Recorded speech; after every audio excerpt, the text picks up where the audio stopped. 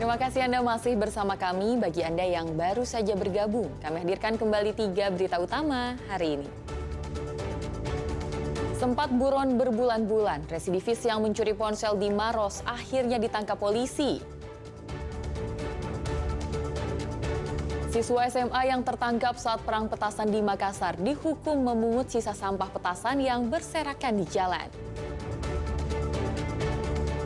Tak hanya menghadirkan keindahan, sebuah kafe di Pangkep bantu pelaku usaha UMKM lokal.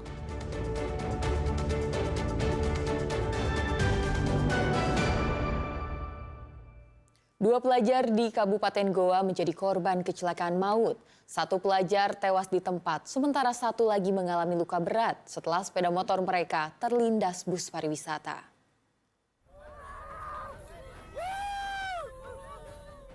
Dua pelajar yang sedang mengendarai sepeda motor tabrakan dengan bus pariwisata di Jalan Trans Sulawesi, Kecamatan Bajeng, Goa, Jumat siang. Korban tewas teridentifikasi bernama Muhammad Amar yang mengalami cedera parah di bagian kepala. Sementara rekannya yang dibonceng bernama Irham terlihat terluka parah di bahu jalan. Petugas Satlantas Polres Goa segera melakukan evakuasi terhadap jasad korban yang tewas. Sementara korban yang luka berat dilarikan ke Rumah Sakit Umum Daerah Syekh Yusuf untuk mendapatkan perawatan intensif. Untuk kedua korban itu pengendara sepeda motor. Jadi yang satu di TKP kita evakuasi ke rumah sakit. Untuk yang satunya sementara menjalani perawatan di Rumah Sakit Umum Syekh Yusuf Kabupaten Goa. Untuk hasil dari pemeriksaan tadi, untuk korban yang meninggal dunia ada cedera di bagian kepala. Berdasarkan hasil olah TKP, kedua korban mengendarai sepeda motor dari arah Takalar menuju ke Goa. Di saat bersamaan, bus pariwisata melaju dari arah berlawanan. Polisi menduga terjadi sentuhan antara bus dan sepeda motor korban, hingga korban terjatuh dan kemudian terlindas ban bus.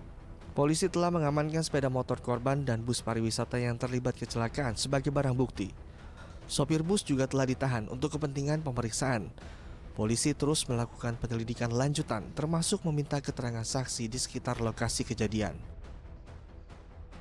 Muhammad Sardi melaporkan dari Goa. Satu alat berat yang akan digunakan untuk eksekusi lahan sengketa di Tanah Toraja dibakar oleh orang tak dikenal. Polisi olah tempat kejadian perkara untuk menelusuri dan menangkap pelaku pembakaran.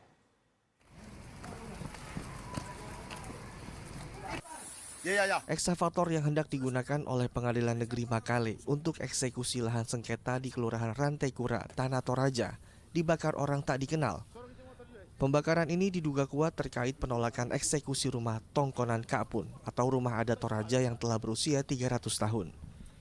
Insiden terjadi meskipun alat berat berada di bawah penjagaan aparat kepolisian. Para pelaku secara tiba-tiba menyerang petugas yang berjaga dengan menggunakan busur dan bom molotov. Petugas di lokasi berusaha menyelamatkan diri sekaligus mengamankan lokasi. Saat olah TKP, polisi mengamankan sejumlah barang bukti berupa bom molotov, busur, dan petasan. Seluruh proses eksekusi rumah adat resmi ditunda akibat insiden pembakaran dan penyerangan ini. Ya, tadi pada saat kita olah TKP ada beberapa barang bukti yang kita temukan di TKP dan itu akan nanti kita lakukan penyelidikan untuk lebih lanjut. Kalau proses eksekusi nanti kita akan menunggu petunjuk dari pimpinan tingkat atas. Kalau terkait dengan masalah proses penyelidikannya kita akan tetap melakukan proses penyelidikan terkait dengan terjadinya pembakaran. Selain ekskavator, mobil operasional milik Polsek Saluputi turut menjadi korban penyerangan. Polisi akan terus melanjutkan penyelidikan atas aksi kriminal ini. Wahyudi Baso melaporkan dari Tanah Toraja. Tim Resmob di Treskrimum Polda Sulawesi Selatan berhasil menangkap seorang residivis kasus pencurian telepon genggam dari toko ponsel di kawasan Tompo Bulu Maros. Penangkapan itu merupakan hasil penyelidikan selama 6 bulan sejak korban melaporkan kasus pencurian ke polisi. Pria ini bernama Iwan. Ia tak berdaya saat ditangkap polisi di rumahnya di Kecamatan Tamalate, Makassar pada Sabtu malam. Iwan ditangkap karena mencuri telepon genggam dari salah satu toko ponsel di wilayah Maros. Polisi menyelidiki keberadaan Iwan selama 6 bulan. Hingga akhirnya atas laporan masyarakat, polisi berhasil mengetahui keberadaan Iwan. Pencurian ponsel terjadi ketika pemilik toko lengah meninggalkan toko untuk menjemur pakaian. Untuk kronologisnya, pada saat korban menjemur pakaian, pelaku melintas di depan counter dan melihat itu HP di atas meja, dan sehingga langsung dia mengambil barang. Setelah mengambil barang, dia bergeser dari wilayah Maros. Iwan yang sehari-hari bekerja sebagai buruh ini merupakan residivis. Ia tercatat sudah 2 kali keluar masuk lembaga permasyarakatan karena kasus serupa. Untuk pelaku atas nama Iwan, salah satu residivis yang sudah 2 kali masuk di lapas. Setelah ditangkap, polisi kemudian menggiring Iwan ke Posko Resmob Polda Sulawesi Selatan untuk diperiksa secara intensif. Polisi akan menyerahkan Iwan kepada Polres Maros guna pengembangan kasus termasuk pencarian barang bukti telepon genggam. Raisa Habu melaporkan dari Makassar. Peningkatan signifikan kasus HIV di Kecamatan Pasimaranu, Kepulauan Selayar membuat petugas kesehatan setempat meningkatkan kewaspadaan. UPTD Puskesmas Pasimaranu mencatat total 25 kasus sejak tahun 2022 hingga 2025. Kasus baru dominan menyerang kelompok usia muda dan produktif.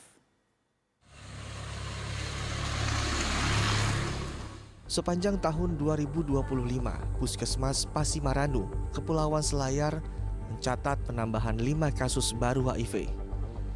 Kelompok usia muda dan usia produktif menjadi yang paling banyak terdeteksi. Secara keseluruhan sejak 2022 hingga 2025, total kasus HIV di Pasimaranu mencapai 25 orang. 20 pasien masih menjalani terapi antiretroviral, sementara 5 pasien lainnya dilaporkan meninggal dunia. Petugas kesehatan mengungkapkan pola penularan dominan meliputi aktivitas seksual, penularan dari ibu ke anak hingga hubungan sesama jenis. Untuk menekan penyebaran virus, Puskesmas Pasimaranu menyediakan layanan tes HIV gratis dan rahasia. Pasien positif akan mendapat obat ARV tanpa biaya. Penggunaan ARV secara rutin dapat menekan virus hingga resiko penularan menjadi sangat rendah. Namun upaya penanganan kasus masih menghadapi sejumlah tantangan, antara lain kondisi geografis kepulauan yang sulit dijangkau serta keterbatasan akses layanan kesehatan. Pemahaman masyarakat yang beragam juga menjadi faktor penghambat upaya edukasi. Di mana sepanjang tahun 2025 kami mencatat ada 5 kasus baru HIV di Pasimaranu. Mayoritas berasal dari kelompok usia muda dan usia produktif. Secara keseluruhan tercatat ada 25 kasus sejak tahun 2022 sampai dengan tahun 2025. 20 masih hidup dan 5 meninggal. Puskesmas Pasimaranu mendorong adanya dukungan kuat dari pemerintah daerah, khususnya dalam penguatan program pencegahan, edukasi dan deteksi dini. Sinergi lintas sektor dinilai krusial untuk menghambat penyebaran HIV di wilayah Kepulauan Selayar. Muhammad Sardi melaporkan dari Kepulauan Selayar. Sebuah kafe di kampung ujung Loe Pangkep menyuguhkan konsep wisata alam yang berbeda. Berada di tepi sungai, kafe itu menawarkan pemandangan pegunungan Kars dan udara sejuk alami. Suasananya asri, ditambah pemandangan yang bagus, duduk-duduk santai di tepi sungai jadi daya tarik tersendiri bagi pengunjung untuk berlama-lama di sini. Karena jarang dijumpai di wilayah Pangkep, kafe yang dibangun di pinggir sungai banyak diminati oleh warga lokal ataupun mereka yang berasal dari luar kota. Di sini tempatnya adem, bagus, dan di sini juga bisa menikmati alat musik tradisional seperti kecapi dan lain-lain. Itu berbeda ya sama tempat yang lain? Iya, berbeda, Kak. Memang tidak pernah ada dijumpai di tempat lainnya? Belum pernah. Baru di sini? Pertama kali di sini lihat. Kafe yang berada di Kecamatan Minasatene bukan sekedar tempat santai biasa. Selain untuk berwisata, kafe ini berfungsi sebagai pusat pemberdayaan UMKM lokal. Berbagai jenis makanan dan minuman tradisional laris manis diburu pengunjung terutama saat akhir pekan. Kehadiran kafe membawa angin segar bagi pelaku UMKM karena penjualan mereka meningkat dari sebelumnya. Gimana Bu? Meningkat tidak pendapatannya Bu? Alhamdulillah meningkat. Meningkat Ibu ya?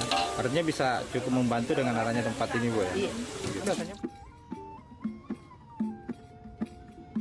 Yang jarang ditemukan di tempat lain yaitu pertunjukan musik tradisional Bugis dan Makassar. Pengelola kafe secara rutin menggelar pertunjukan itu untuk daya tarik sekaligus menjaga warisan budaya.